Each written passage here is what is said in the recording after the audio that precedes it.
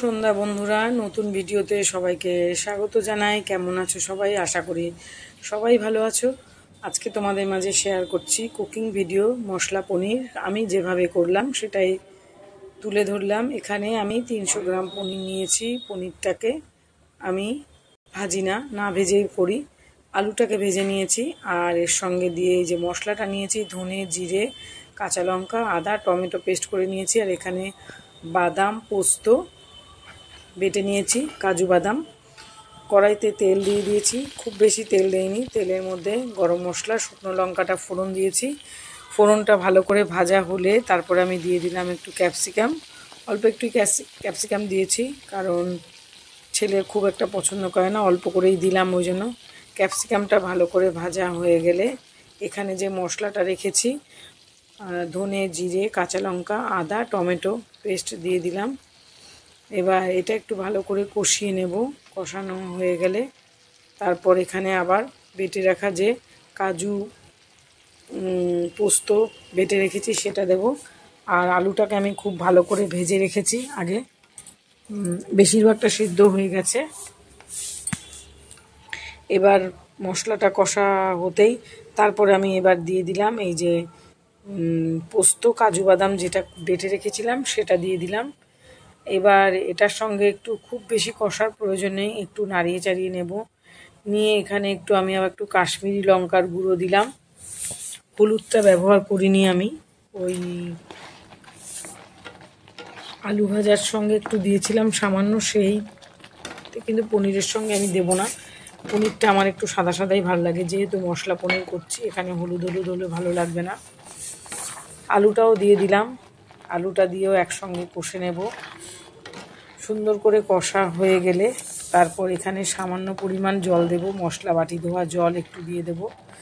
আর এটা তো অনেক বেশি ঝোল হবে না, একটু মাখো মাখো ব্যাপারটা থাকবে, যে কষা আমার সুন্দর করে হয়ে গেছে। এবার একটু মশলা বাটি ধোয়া জল দেব। তার আগে দিয়ে দিলাম পনিরটা আমি আলাদা করে ভাজিনি।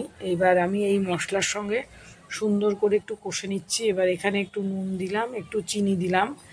যেহেতু এটা মশলা পনির, এটার সঙ্গে একটু চিনিটা দেওয়া প্রয়োজন আছে, মিষ্টি যে যেমন খাবে। আমি একদম যৎসামান্য দিয়েছি। দিয়ে এবার একটু নাড়িয়ে চাড়িয়ে নিচ্ছি। এইরকম মশলা পনিরটা রুটি, পরোটার সঙ্গে, পোলাওয়ের সঙ্গেই ভালো লাগে। এটা প্লেন ভাতের সঙ্গে ভালো লাগবে না। তো সেই জন্য আজকে দুপুরে বানিয়েছিলাম পোলাওয়ের সঙ্গে ভালো যায়। পরোটা, রুটির সঙ্গে তো কথাই নেই, অপূর্ব লাগবে খেতে। তারপর কষা আমার হয়ে গেছে। এবার একটু মশলা বাটি ধোয়া জল দিয়ে দিলাম খানিকটা, যেহেতু আলুটা একটু সেদ্ধ হতে বাকি আছে সেই জন্য। এবার আমি বেশ খানিকটা একটু দুধের সর সমেত দুধ দিয়ে দিলাম। এতে কি টেস্টটা দ্বিগুণ বেড়ে যায়। আর আমি সব সময় পনির এইরকম রান্না করলে একটু দুধ ব্যবহার করি জলের পরিবর্তে, তাহলে স্বাদটা একটু অন্যরকম হয়, ভালো লাগে খেতে। আর যেহেতু কাজু পোস্ত দিয়েছি, আর একটু বেশি খুব ভালো হয়েছিল খেতে এটা। এইভাবে একবার করে দেখবে। তারপর বেশ 2-3 মিনিটের জন্য এটাকে একটু ঢাকা চাপা দিয়ে হতে দেব, আলুটা সেদ্ধ হওয়া পর্যন্ত। তারপর হয়ে গেলে নামানোর আগে দিয়ে দেব গরম মশলা, আর দেব কস্তুরি মেথি, দিয়ে নামিয়ে দেব। ব্যাস রেডি আমার মশলা পনির।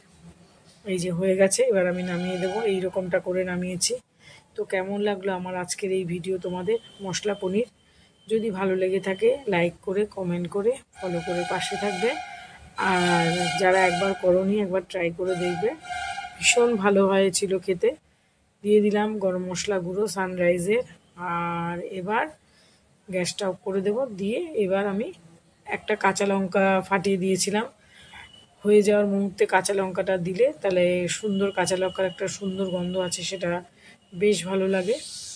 আর এবার আমি দিয়ে দিলাম কস্তুরি মেথি সামান্য, যারা পছন্দ করো দেবে, নাহলে দেবে না। তবে কস্তুরি মেথিটা দিলে সুন্দর টেস্টটাকে আরেকটু বাড়িয়ে দেয়। একটু ছিটিয়ে দিলাম। বেশ রেডি হয়ে গেছে আমার মশলা পনির। আর এইদিকে করেছিলাম পোলাওটা আর শেয়ার করলাম না, অনেকবার করেছি। এই যে আজকে দুপুরের মেনুতে ছিল পোলাও আর মশলা পনির। টাটা।